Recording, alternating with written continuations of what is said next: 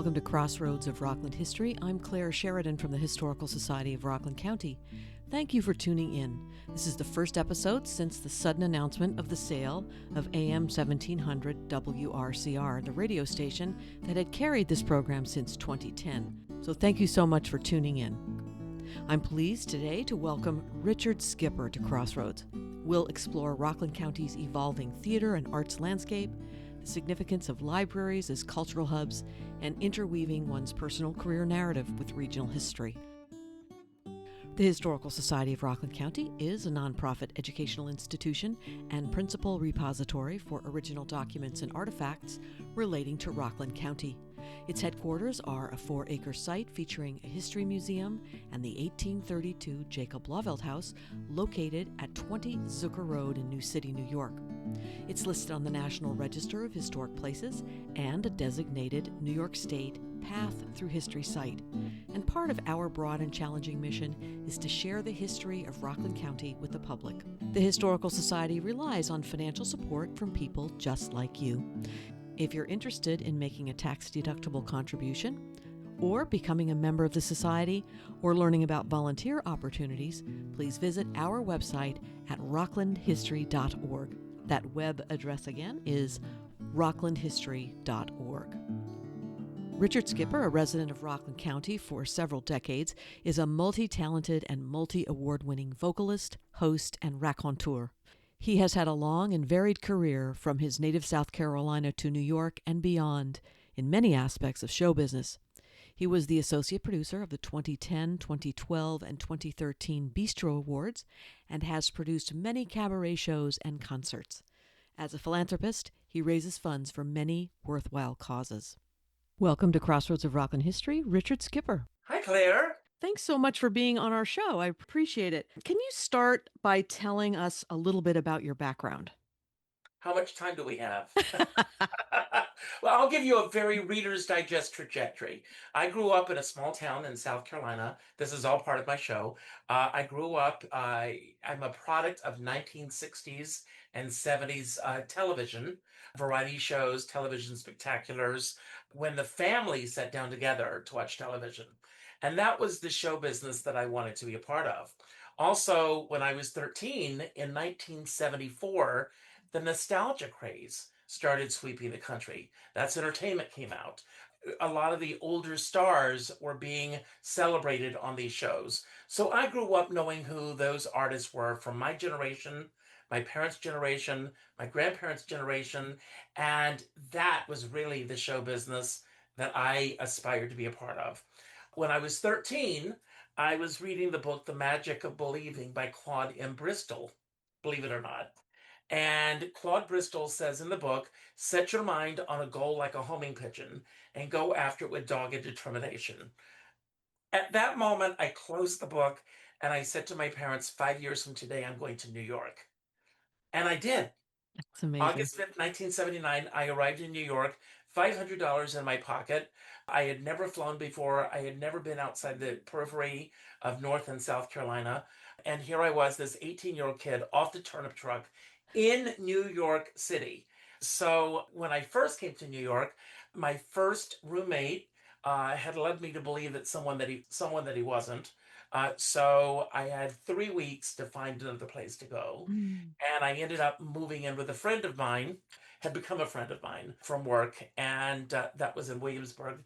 I eventually moved to the Bronx and I lived there for the first true 5 years that I was in New York. And then moved around a lot throughout my 20s. And then when I was 29, I moved to Rockland County. I met my now husband, Dan Sherman, who I know you know because Yes. of all the work that he does. He volunteers for everything, by the way, folks. You ask for a volunteer, his hand shoots up. So Danny and I met in Memorial Day weekend of 1990, and I moved to Rockland County the following September. So I have been here in Rockland County now 35 years. And really, this has become my home. Arriving in the 70s in New York City. I mean, New York City of the 70s is not what we know today, right? Claire, you gave me the perfect segue because in my show, I say that I came to New York expecting breakfast at Tiffany's and Sunday in New York. And when I arrived in New York, it was Taxi Driver and Midnight Cowboy. And for those who, I mean, remember, it was just 2 years prior to my coming to New York that the President of the United States said to New York, drop dead. And because it was just, for lack of a better word, a cesspool. There was a grittiness to New York, walking from Times Square to 8th Avenue. You were literally taking your life in your hands. It was, I mean, it was seedy, it was gritty, it was dirty, and I miss it.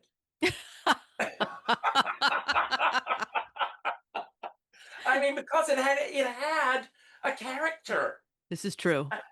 And here I was as an 18-year-old kid arriving in New York, and and learning, about life and everything at that time frame.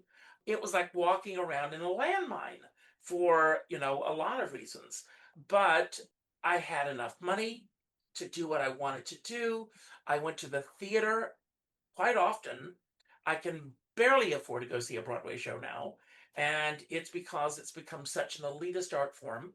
And this was before cell phones and social media and 24/7 cable television. It was just a different world. And Mm, I miss it terribly. yeah, it really is different in so many ways. Rockland County has been a place where creatives have lived for decades, from Kurt Weill and Lottie Lenya, Helen Hayes, Maxwell Anderson, Burgess Meredith, Ellen Burstyn, just to name a few. Why do you think so many creatives come to Rockland? Well, the interesting thing about a lot of creatives is they come from all different parts of the country. And when they come to New York, one of the things that I love about Rockland County is that in 25 minutes on a good day, I can be in Midtown Manhattan by driving into the city, and it's so close. And yet, living in Spark Hill where I live, it's this little hamlet and it's quiet. I know my neighbors. It's just Piermont, I'm very involved there. And there's just this world and this feeling of community that is outside of the city and the fast pace of the city. And of course, we live so close to Steen's Landing, where so many artists lived. When Carol Channing was doing Hello Dolly, she had a home in Grandview. When Ginger Rogers was doing Hello Dolly after Carol, she was living in Steen's Landing. And there was a time where you have to realize there was also a time frame before we had easy access to the city, that coming to Rockland County was like getting away for the weekend or something. Mm-hmm. And so there were venues for people to perform here. Helen Hayes, as you know very well, living at Pretty Penny in Nyack, and these incredible artists over the years. And I just think it's a place to step away from the hustle and bustle of the business and be able to breathe in the quote unquote real world. And that, I think, is the breeding ground for creativity. Since you've been in Rockland for so many years, how have the theater arts evolved over the years that you've been here? The unfortunate thing is that it is not as strong, in my opinion, as it once was. I miss terribly the Helen Hayes Theater. Not to take anything away from the Atrium Theater, which I love, love, love. I love the Elmwood Playhouse. Penguin Rep, I go to quite often. Joe Brancato, Andrew Horn do a phenomenal job. That is the one quote unquote professional theater. And when I say professional, I mean union actors. I am fortunately and unfortunately an equity actor. I say unfortunately only for the fact that I cannot audition for Elmwood Playhouse.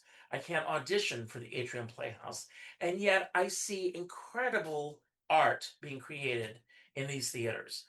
I think that the big thing, and I mentioned earlier, social media has really taken away this sense of going out and being part of a collective to Mm. enjoy an experience together. Carol Channing once said that in order for a show to succeed, you need people from all different walks of life sitting in the dark together, having the same experience. And I hope that parents, I mean, we've got the Children's Shakespeare Theater here, and thank God that this gives kids a chance to be seen and to practice their craft. And there are things about arts and education, for example. It's interesting that when cuts are being made, the first thing to be cut are the arts, especially in schools. Hmm. And I remember so fondly growing up in South Carolina, my music teachers and my acting teachers, and the chance to be able to do plays and everything. And it's not just about teaching kids to be in the spotlight, it teaches them a sense of community. It's a matter of what's happening not only on stage, but behind the scenes. Hmm. And I always say that there's no such thing as a one person show Yeah, because there are so many people that come together to make it happen. absolutely. So true. Have you always been interested in the history of the theater and reminiscing that way? Absolutely. And I'll tell you where it started. It started with Florence Epps, who was my first mentor. And Miss Epps had a playhouse in her backyard. And she taught kids elocution lessons. And I grew up in the South. She taught us elocution lessons. She taught us about the history of the artist. When I was 17, I was doing The Unsingable Molly Brown with our local theater I company. love that. And I was playing Roberts the butler. And one night, Miss Epps comes backstage and she hands me an apple. And she said, "You probably have no idea why I'm handing you this apple. I want you to go home and I want you to learn about the royal family of Broadway, the Barrymores. And I want you to read the book, The Royal Family. And when you find out why I'm giving you this apple, call me." And I ran to the library and I grabbed the book, The Royal Family, which luckily we had on our shelves. And I went home, and it turns out that when Ethel Barrymore opened in her first Broadway show, her brothers, Lionel and John Barrymore, gave her a basket of apples because the idea was that if the show was a flop, she would still be able to eat. So it became a tradition from that point on that on every opening night they would get a basket of apples. And there used to be a restaurant in New York called Barrymore's. I don't know if you ever went there. Mm-mm. On the door was an apple.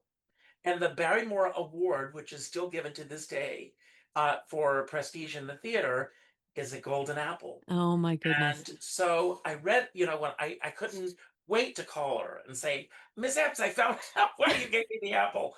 And she said that she wanted to teach me elocution lessons. She said, "If you don't get rid of that accent, you're going to be doing Tobacco Road the rest of your life." And so if I had gone to my parents and said, "I want to take elocution lessons," they would have laughed me out of the house. So Miss Epps and I worked out a deal. Every Wednesday and Thursday afternoon, I would go to her home. I would clean the gutters. I would mow the lawn. I would rake leaves. No leaf blowers, folks. Yes, I would rake the leaves. I would walk her dog. I would go to the supermarket, which wasn't that far away. I would do whatever I could to pay for my time with her. And as we were reading, if we came across a name or a historical event, she would say, "Okay, Ricky," as I was called in South Carolina, "tell me three things that this person's known for. Tell Wow, me three good. facts about this event that I need to know about." And if I did not know, and believe it or not, many times I didn't, she would close the book and she would say, "I'll see you next Wednesday." Know who they are. I would run to the local library and I would go through the index of every book. And if I saw that person's name, I checked out the book. I am not making this up, Claire. One time my dad came to pick me up at the library. I had 36 books to check out. And Oh they my let me gosh. check them out. They let me check them out because they knew I was, every time a new book would come out about a star or an actor or New York, because everyone knew that this was my dream, the librarian, Catherine Lewis, God bless her, Miss Lewis would say, Ricky, a new book came in and I think you want to read it. And Oh, I that's would so check great. out these books. So I grew up with this healthy appetite for everything that had gone before me. Mm. And Miss Epps said to me, and I remember this, Claire, every time I sit down to do an interview, every time I walk on stage in front of an audience, every time I go into an audition, that I am carrying the mantle of every artist that has come before me on my shoulders. And we, unfortunately, because everything is a niche market now, entire generations of actors that are performing on Broadway could not tell you who Helen Hayes is. Mm. They could tell you who Ethel Merman is, or Mary Martin, or John and Ethel Barrymore. Mm. They know nothing about them. And with YouTube and Google at our fingerprints, there's no excuse They're anymore for correct. people not Yeah. to know our history. And I Hmm. know how important history is to you. And my husband Dan, history is very important to him. And for the work that I do, my all my shows are celebrating those artists that have come before me. Hmm. And I think it's important. So in answer to your question, the long answer is that yes, that's always been there. I agree. I mean, I think how can we really navigate the world without knowing what happened before? Your career has included performances where you pay homage to Carol Channing. Mhm. So, how did that come about? Well, again, I'm a product of 1960s and 70s television. And my introduction to Carol actually became because of an episode of The Lucy Show, in which Lucille Ball impersonated Carol Channing. It's on YouTube, folks. Look it up. And so at first, I thought she was a cartoon character. I didn't think that she was, or I did not know that she was a real living, breathing person. And then I saw a television special that she did with Pearl Bailey.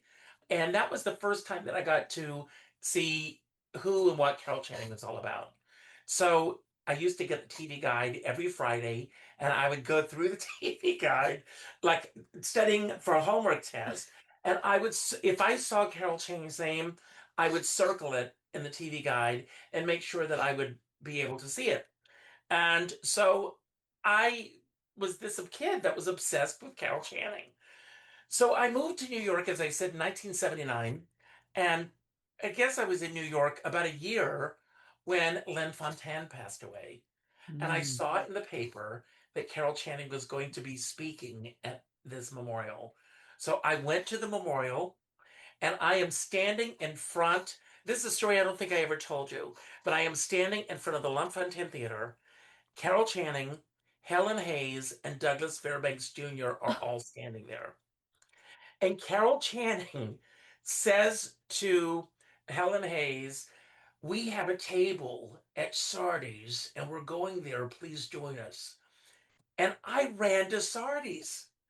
And I told the maitre d' that I was a friend of Carol's, and I knew she was coming over. And I said, "You don't need to put me at her table. Just put me at the table next to her." And he did. And I love so Carol and Helen Hayes and Douglas Fairbanks Jr. and I'm eating, a Cobb salad, and I am just as I'm eating this salad, I'm just like listening to every word, Oh my and I'm gosh. going, I'm sitting next to Helen Hayes. I'm sitting next to Carol Channing. I'm sitting next to Douglas Fairbanks Jr. And I was so excited. Well, over the years, and it's a long, long story, but over the years, I would mimic her at parties and without costume or anything.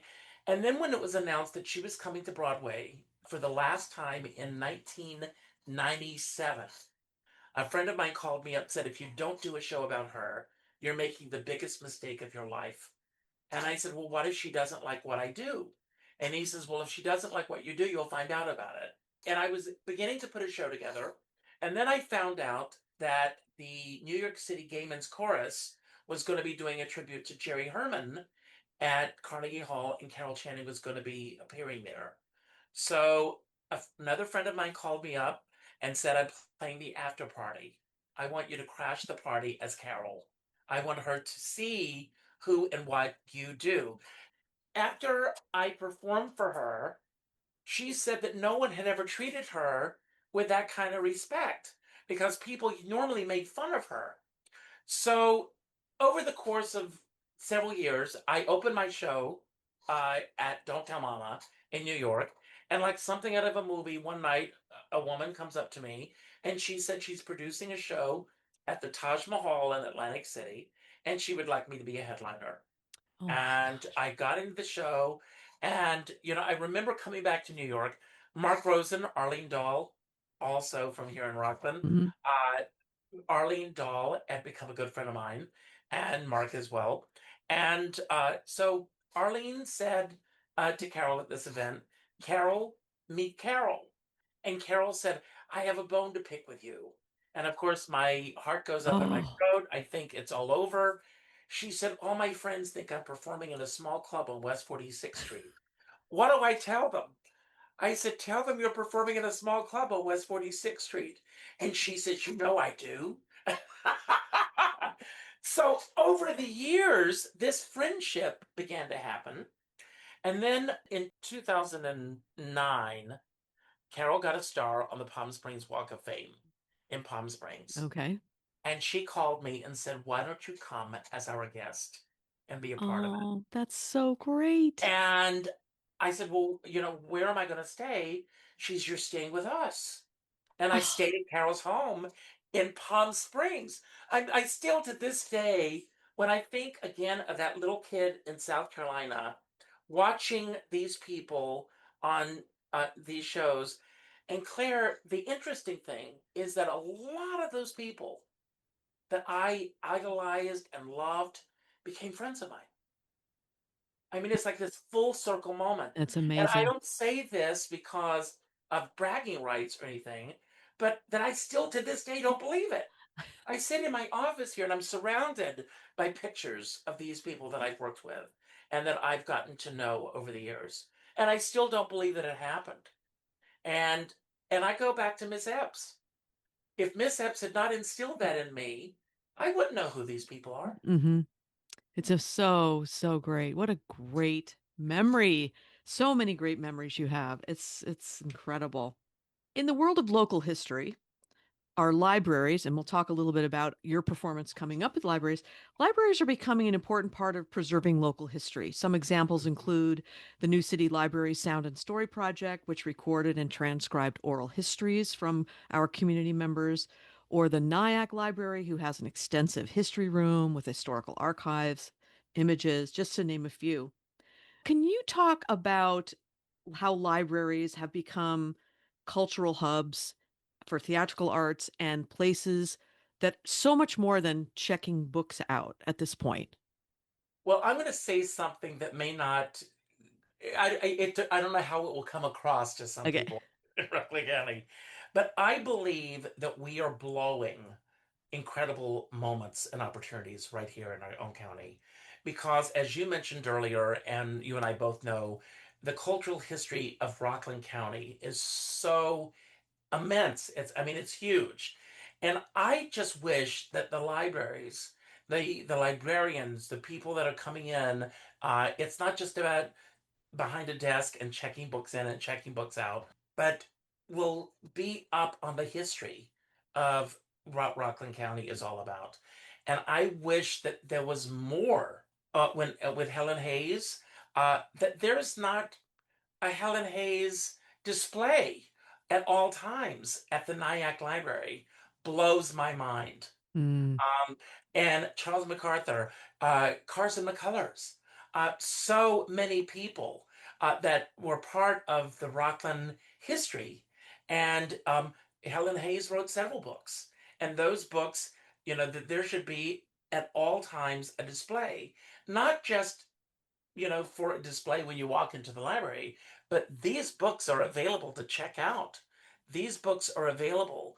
There are young artists that are coming up every single day in New Mm. York that I wish that there was more and more of a celebration. I wish as a collective that the libraries would get together and not be individual entities, which I feel that they truly are right now, but become a collective with the ultimate goal of celebrating the history of Rockland County. Well, it's a great idea. As a local historian, the digitization and of archives all over the place has truly changed the accessibility of historical information, historical objects, historical images. Is that the same for theatrical history? Have you seen that sort of Well, explode do in you the same remember way? what it used to be for us? Microfiche? Do you remember? Yes. Oh Do you my remember gosh. Going blind, like going through going the. blind? Um, I mean, the great thing about, in New York City, at Lincoln Center, they have the Oscar Hammerstein archives, and you can go in and you can actually through scrapbooks and everything, and some of the pieces from these newspapers, as let's face it, over the years will crumble in your hands. Hmm. So obviously you cannot touch a lot of that. But the fact that a lot of that is being preserved, I mean,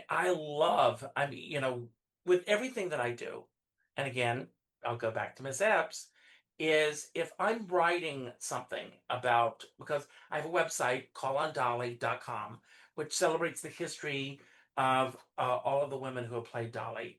um, if I'm reading somewhere that Carol Channing played a certain theater on such and such a date, I take the time to go and check out the archives of that theater to make sure that the information that I am putting out there is factual. Mm. Let me give an example of something that you haven't brought up, and I'm wondering if you were, and that's AI. Oh, And yeah. because AI, last week, someone wrote an article about a Broadway musical called Parade. And I don't know if you know the show or not, but Jerry Herman, who wrote Hello Dolly, he had a review in 1961 or 62, I think it was, called Parade, Oh, which has nothing to do with the Broadway musical. They just happen to have the same title. Parade with Jerry Herman was Charles Nelson Riley and Dodie Goodman. Again, a completely different entity from this. The very first paragraph of this article began with Parade has a long and lengthy history that goes back to Jerry Herman's first adaptation of this in 1961. I wrote to the writer, I wrote to the editor of the paper, and I said, I just want to point out that to compare these two shows is like comparing The Color Purple with Hello Dolly. They are two completely different entities. And one of the things that drives me crazy about a lot of writing nowadays, it's bait and switch. You'll yeah. read a headline and the article is nothing at all about the headline that you've just read. And there's a lot of that, and that's really taking over. Also check the facts, folks. And, a story will begin, and then someone else will repeat that story, and then it gets perpetrated, and none of it's based on truth. Exactly. Exactly. So we've got Lincoln Center to help us, with preserving that history. And I don't know, and maybe you have an answer for this, whether or not the libraries here in Rockland County do actually preserve the history that way. I mean, they do what they can. I mean, most of the libraries have a history room, and there are history librarians in some of the libraries, so they're familiar with looking into the archives, the county archive, and to do genealogical research. I mean, there's a lot Mhm. there. And it's sometimes it really depends on the demand. I mean, if people are asking for it, if there's a lot of interest in that, they tend to respond and have someone devoted to the history. So, when you reflect on your career, how do you see regional history impacting what you've experienced in the theater and cabaret world? Like, how have you seen the world around you change along with what you have been doing?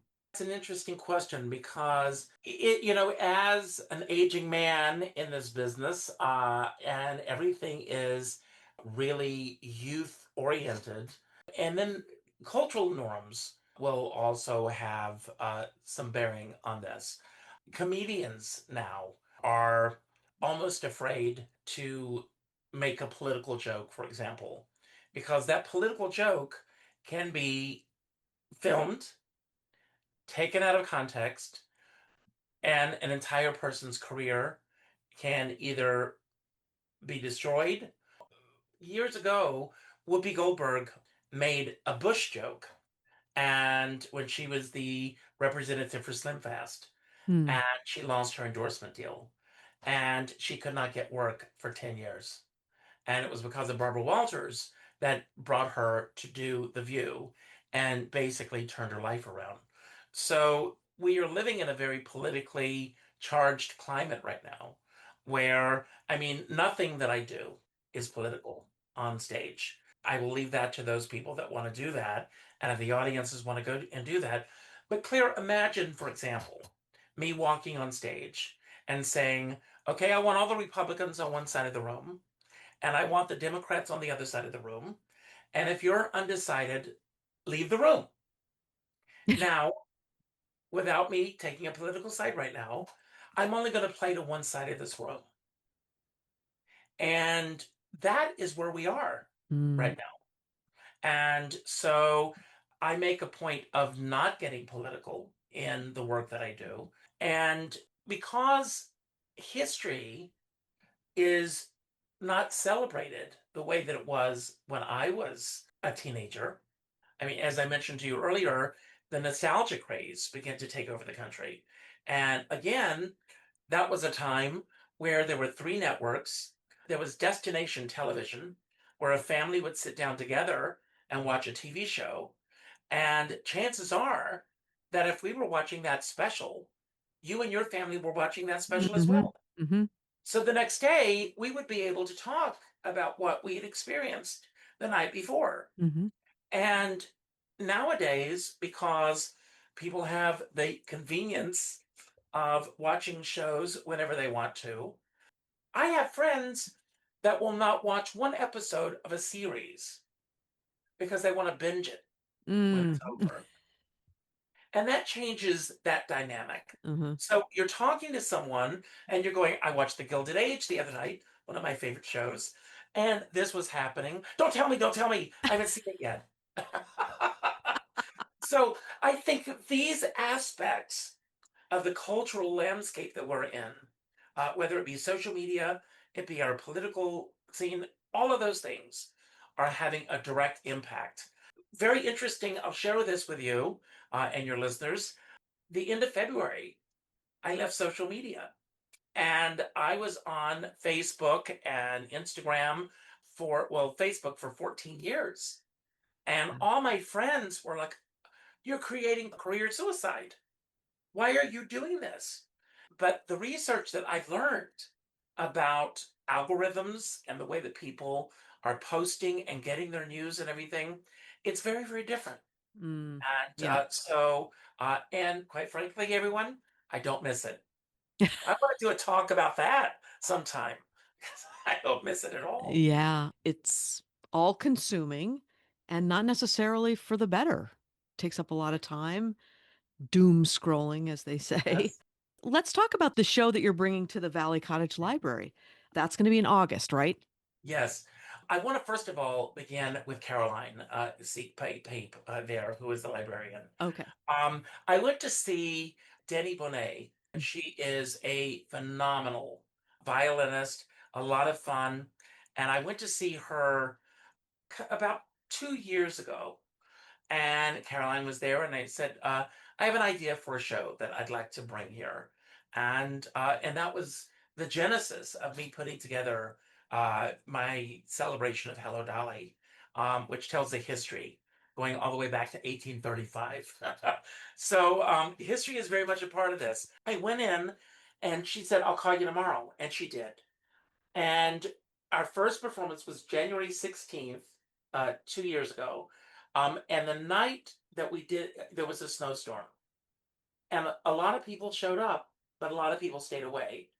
And after the show was over, Carolyn came over and said, I want to do this again.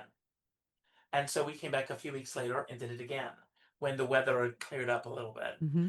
And then she brought me back this year and I performed. No, it was just last year that I did this. Then I came back in January on the anniversary of the first performance and did it again. And then a few weeks ago, we ran into each other, a couple of months ago, I should say. And she said, "Do you have anything new to bring to our audiences?" And I says, "Well, it just so happens that I have something." And she brought it, and she brought me there. In a lot of these rooms, there are talks, there are show. Uh, get out of the house, folks. You don't want to go into Manhattan to see something. There are a lot of great artists and historians and speakers speaking in all of these libraries. Get on their mailing list, find out what's going on, and go out and do these things that are in your own backyard. So I love performing at Valley Cottage Library. The performing space that I've performing in is a great space to perform in. Hmm. I love the fact that so many of my Rockland friends who will never think of going into Manhattan are able to see me do what I do in their own backyard. And my shows are very audience interactive. So it's not just about me getting on stage and saying, "Look at me, look at me, look at me." To me, the audience is the star of the show. They always are. Mm. And that interaction between me and the audience is why I love doing what I do. That'll be August 14th. August 14th. That's Great. Okay, excellent. And we'll have all of the information in the show notes. And you're going to be performing in other places this summer, right? I'm going to be in Provincetown on August 4th and 5th, and I'm very excited because on the 4th, I'm doing this show that I will be doing at Valley Cottage. But no two shows are ever the same. Everything you always wanted to know about Richard Skipper, but were afraid to ask.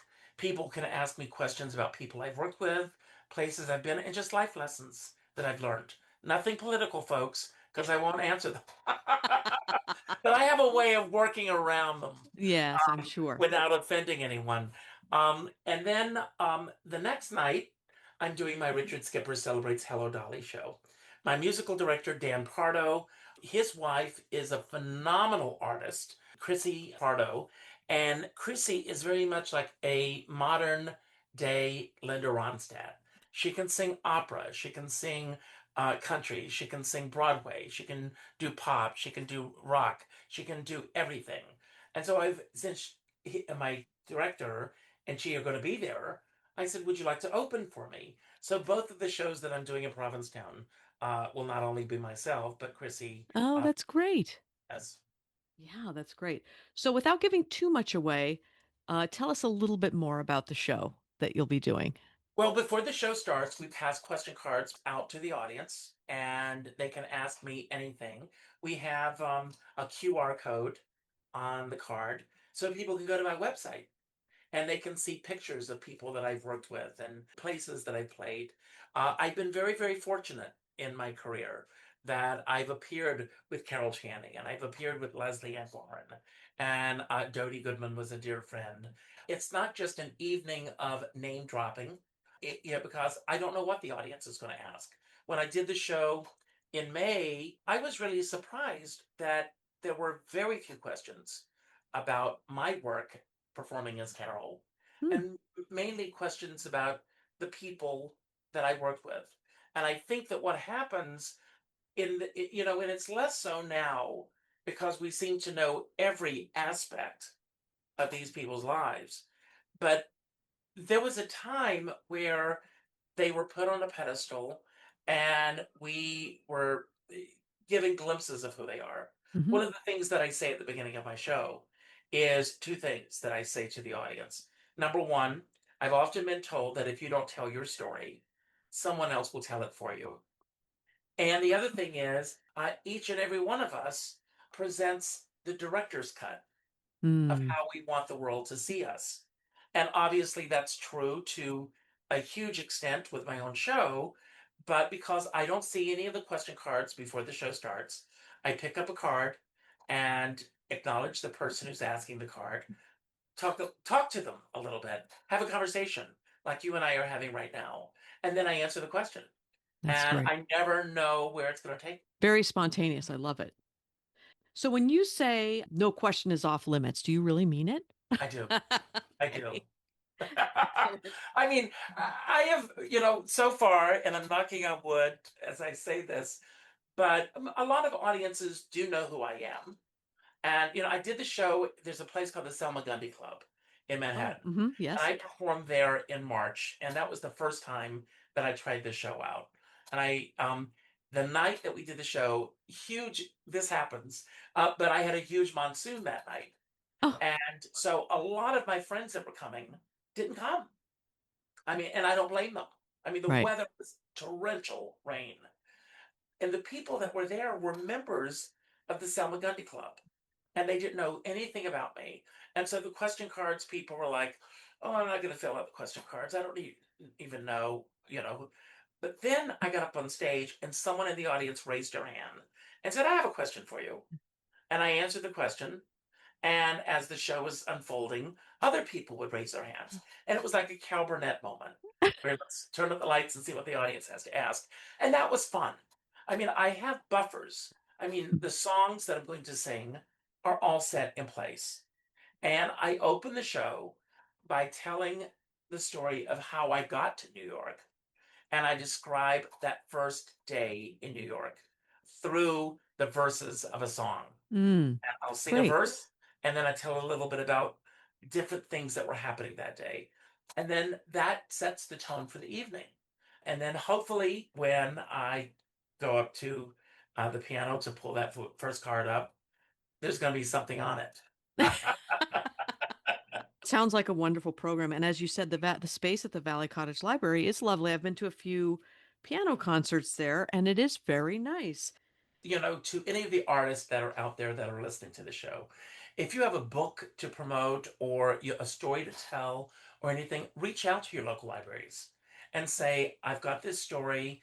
I would love to be here. And the one thing that they want to know is whether or not people are going to show up for you. Hmm. And if you have a history here in Rockland County, and I'm lucky enough to say that I do, people are going to show up. And I always encourage people, don't make this just about me tonight. Find out what's happening next week. Come and see the other artists that are performing here Right. because that's how we keep this art form alive. And there's nothing like the art form of storytelling Absolutely. and just a group of people. And you never know something that you're going to say that's going to resonate with another person, Yeah. and how the audience is going to perceive that. So it's very, very important.